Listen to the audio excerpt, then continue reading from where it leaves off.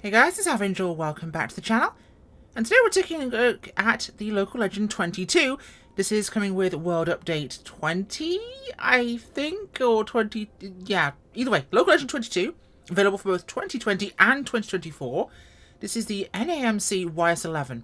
Now that is the Nihon Aircraft Manufacturing Corporation, a Japanese consortium, and it's the only post-war airliner wholly designed and manufactured in Japan until the development of the ultimately cancelled Mitsubishi Spacejet, which is about 2010, 50 years later.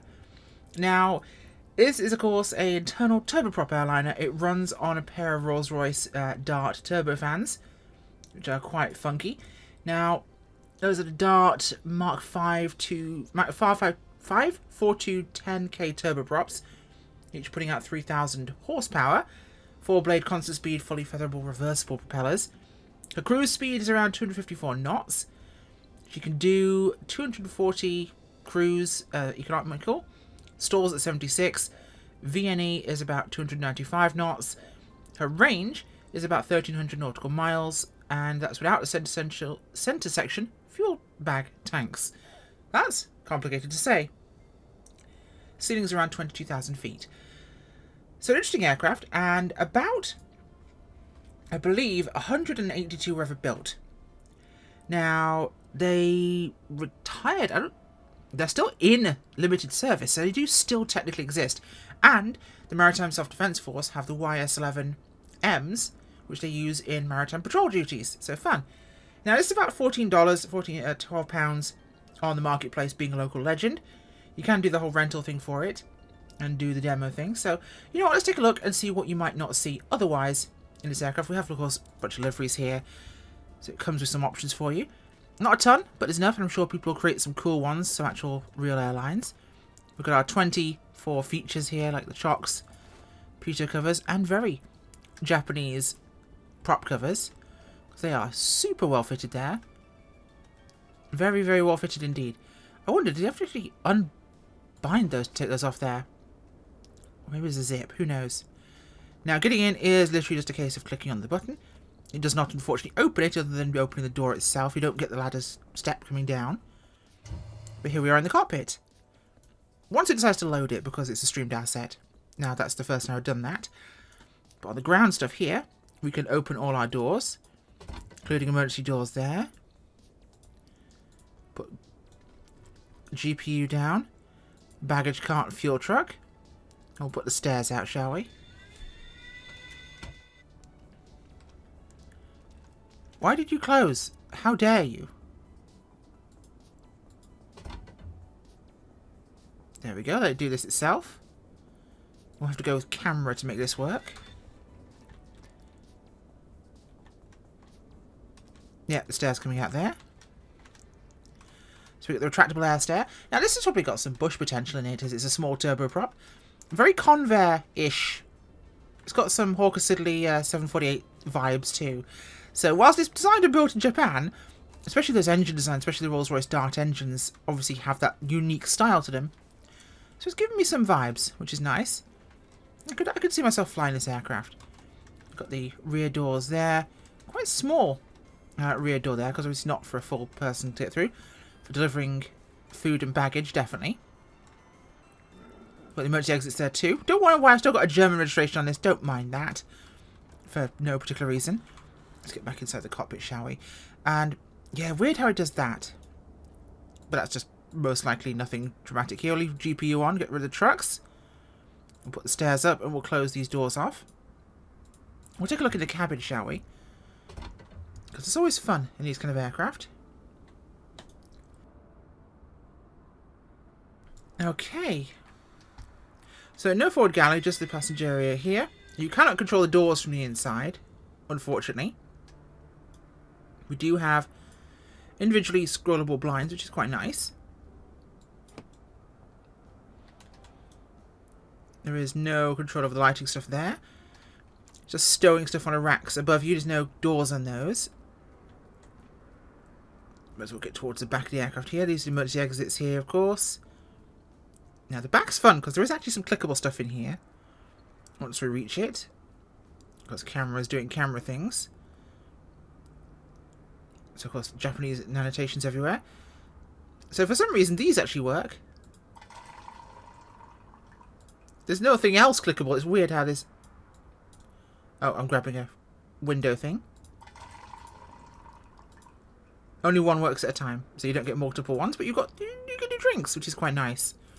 It's cool to have. Nothing on the temperature control panel operates. Of course, some baggage space back there. What is cool, though, is the toilet does open, which is always a plus for me, and...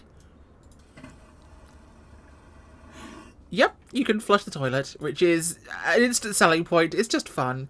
I like it when developers include these little features. They just add it to immersion. Okay, let's get the aircraft started up, shall we? So, let's make sure up here we have our battery to on. I have done my run through the checklist, so I know roughly what I'm doing here. So, we'll run external power. Battery to on. We're going to put our main boosters on. We'll put our emergency pumps on as well. Let's make sure everything is set as it should be. Now, things are relatively simple in here, other than what we need to make sure we have done. So, our gear is set down. Our flaps are retracted.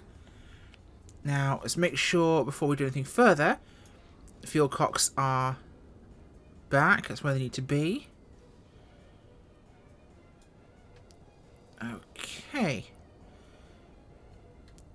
So, now it should be a matter of engine 2, start.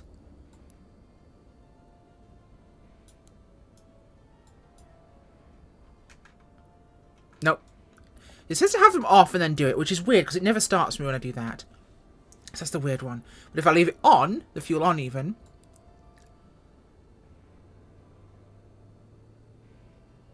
it actually starts. The checklists themselves do say, as I'll show you here, really quick. So, engine start. We'll do engine 1 the right way. So HPC lever to on.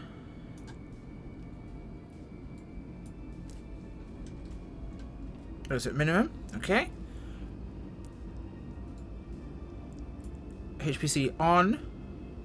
Engine set to 1.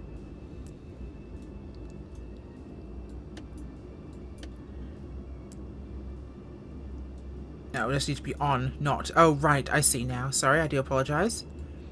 Set to on there for our start, and we do the... So it was kind of right. I was just not fully right. Engine 1 starting there. Okay, that's set to where it needs to be. So we're in ground there. Starter master to safe.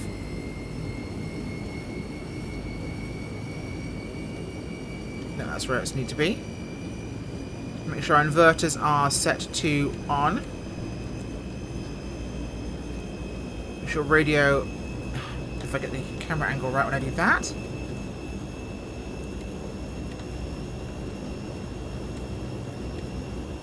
Okay, radio masters are set and on. Oh, that's a building. Let's not do this.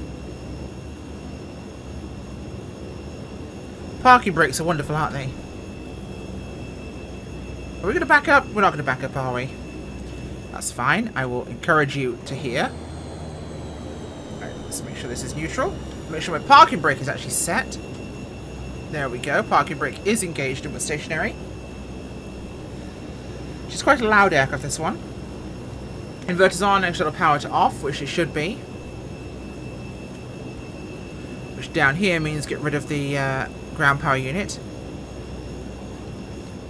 Close these doors, that's why it's very loud here. Yep, those are all set there. Now, a tablet, of course, same we usually get from Inibuild. So we've got our options down here for our GPS unit. We can go to Classic, which gives us this. And you can take the TDS and PMS 650s or the working title 430. A sim brief there as well. Navigraph databases, we've got our charts for that. We have our normal map here. Now, where are we today? We are up at Wakkani. Yeah, at Romeo Juliet Charlie Whiskey. We're just going to pop across the bay to Romeo Juliet Echo Romeo, which is Rishiri. Little island just next to it. It's a couple of minutes. So everything should be rocking and rolling around here just fine. That's trimmed set to 0. Radar is standby. Autopilot functions down here. And Taxi checklist is flaps set for takeoff, which is 15 degrees.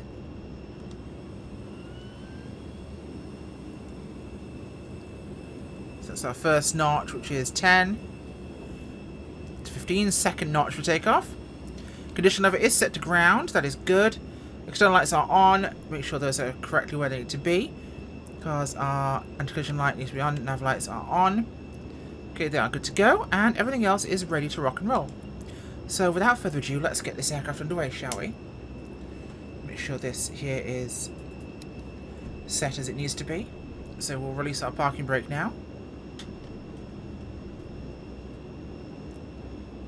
And we'll get ourselves taxiing. Now, we do have, I believe... We can open the windows. Very loud. British turboprops from this era are very screamy. Wow, the cars over there are very blurry. It's weird. Let's give it a little bit of a nudge power-wise to give ourselves some motion. Get out to the runway here. We're on ground mode, so I think I need a bit more power than I've been applying to it. And yeah, it's going to be like a 5-minute hop across the water to Rishiri, just so it gives us somewhere different to land. Okay.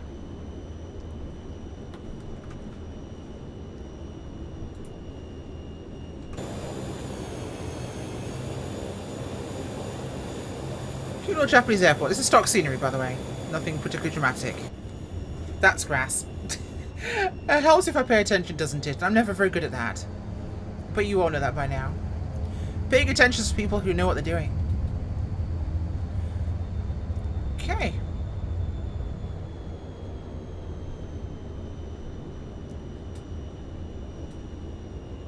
Looking good. Okay, let's get condition. Let's go onto the runway itself at least. We'll stop.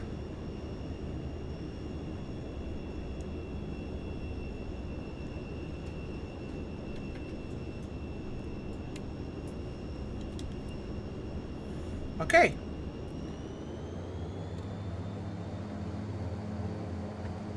Ready to rock and roll. And we're rolling. Airspeed's alive.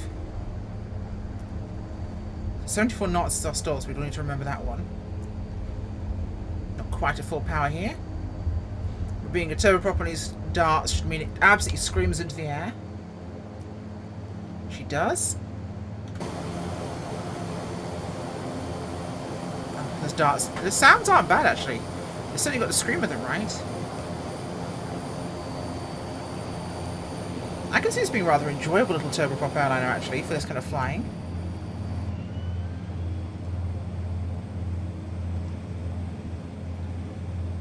Okay, we'll just turn out to sea.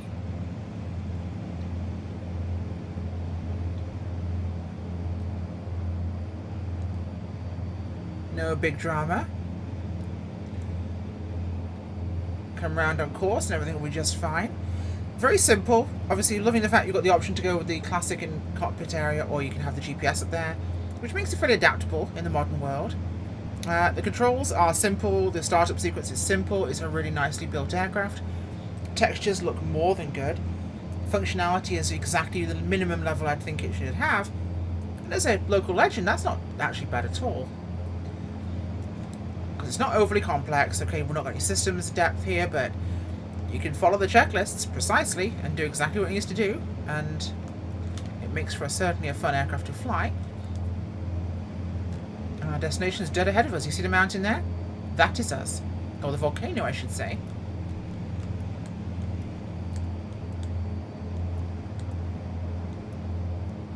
There's our trim wheels there. Make sure that's okay. And whilst we're here, we'll just set the autopilot so you can see it. So I'm going to turn off my head tracking right now, whilst I'm trying to mess around with things down here. So that's always one of those things that can get in the way. Move that out of the way for us. Kind of hard to see visually there.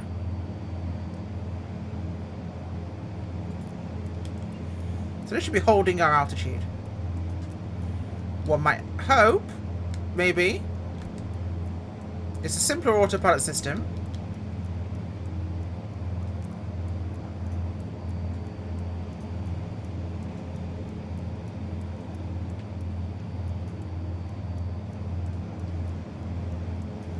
Okay. So fuel trimming there. Yep, there we go. Perfect. Pitch trim control. Nice. Exactly what we needed. So we'll just give it a bit of a nudge here.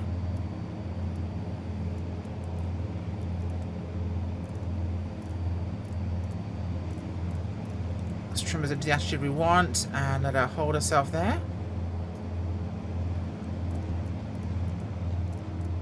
There we go. You're behaving nicely. Head tracking so actually look at the right angle. There we go. Pretty looking aircraft. It's aesthetically pretty in terms of what I like in an aircraft, because we have this rather nice sleek nose. It's got a very smooth nose to it. Not very Convery, but it's a bit more Hawker Siddeley-esque. If you look at 748, you'll recognise some similarities. Although she's a bit longer and the wings are a bit longer.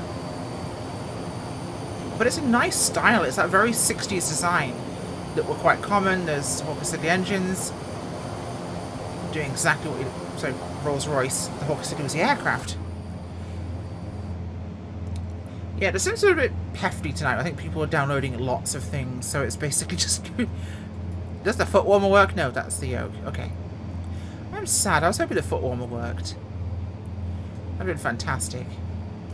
Now, is my armrest attached to that one? No, that one's not movable at all. But it is quite cool to have these. There we go. And whilst I'm here, we'll quickly look at this one. Rishiri Jima, or Rishiri Island. It's a volcanic island in the Sea of Japan off the coast of Hokkaido, Japan. There's an island of Hokkaido, the main island. It's part of the prefecture, and it's divided between two towns of Rishiri and Rishirifuji. The island is formed by the cone-shaped extinct volcanic peak of Mount Rishiri, along with Ribun Island, which is off that way. That's Rishiri, that is Ribun. It's a Rishiri Ribun Sarobetsu National Park. Its main industry is tourism and fishing. Population of 5,100. It's a little bit of history for you there today.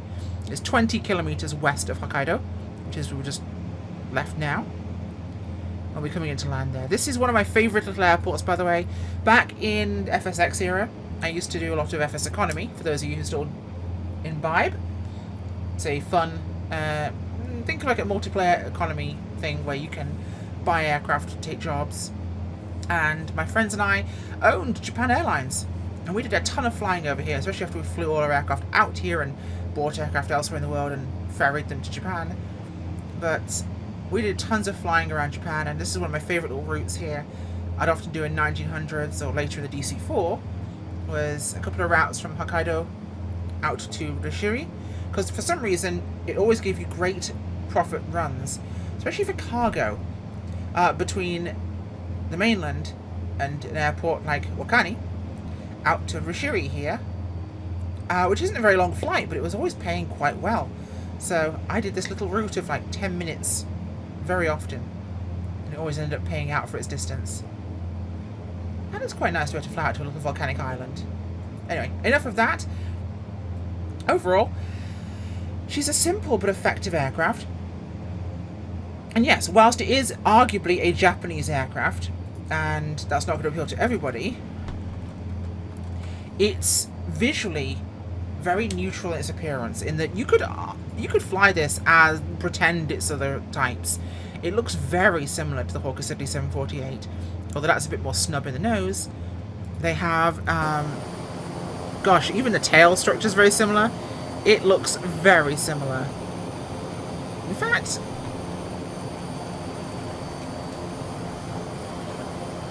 let's go back in here so it's not quite as noisy. But I'm just curious about something here, because the Hawker Siddeley 748 and the Avro Hawker Siddeley 748, yeah, they were designed and built by Avro. And I wonder which came first. Late 1950s, this manufactured 61, whereas this aircraft was 62, so they're almost at the same time, and very much the same, engines there, the Dart turboprops, designed as a modern feeder liner, replacing the aging DC-3, so arguably doing the same role in the same exact job, and two different designers and developers came to a very similar option. Right, disable the autopilot there. There we go. Pull the power back here. We'll start slowing down. Now, if I'm correct, our airport should be right here. It is.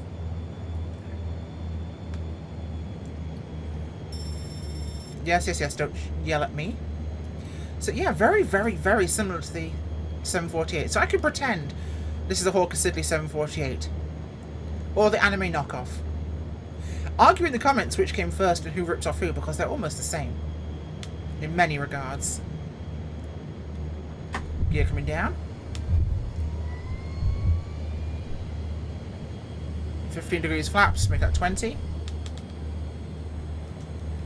Okay, we're idled out here, coming through 120 knots. Turning into final there.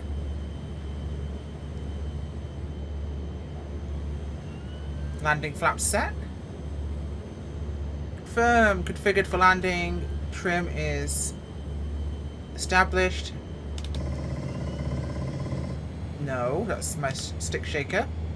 I don't need you to do that to me just yet. Little power on here. Looks like we're stalling higher than I was expecting us to. Let's get a bit nose high on the trim here. Let's trim some of that out of my controls because it's forcing me to put forward stick pressure in, which I do not want in a landing approach. Did fly the Hawker Siddeley 748 in FSX a lot. I think it was a 2004 mod that got just about modified enough to work in FSX. It was just about ported enough. And I know so because I used to fly that for our little JAL company in our little Japan Airlines livery. So arguably I flew something very similar to this in the country that it was for. And it's a good era of aircraft, personally. Okay, bring my power back to neutral.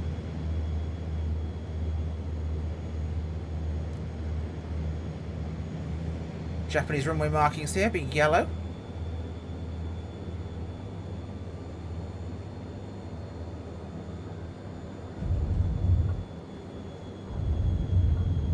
Slightly bit heavier than I would have normally wanted.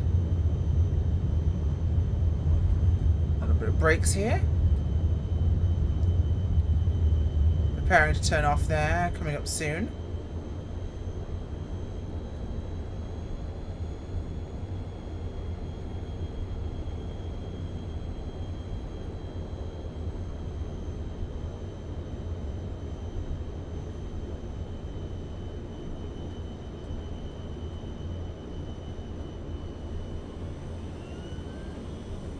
There we are.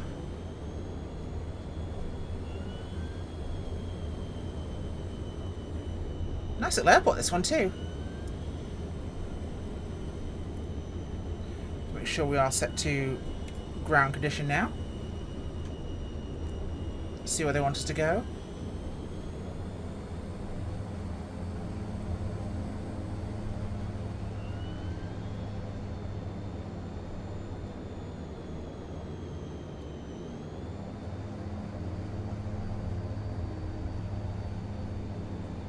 Ah, there you are.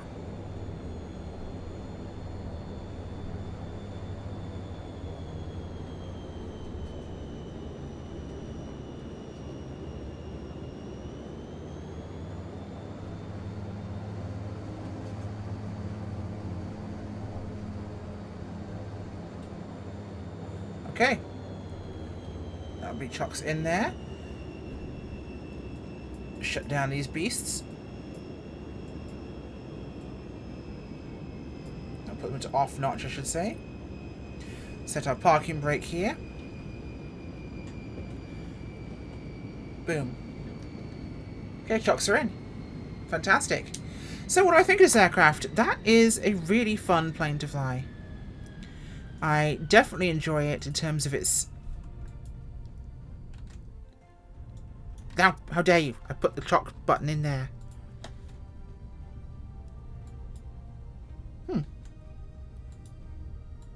I can't put those on. Oh well. Maybe it's because it's not fully shut down and dark. But either way, really fun airplane. Joy to fly. Interesting, unique, and for the price to get a regional airliner this decent for that price, I really like that. As a local legend, that's a solid add-on. I recommend it. Thanks for watching, guys. Bye.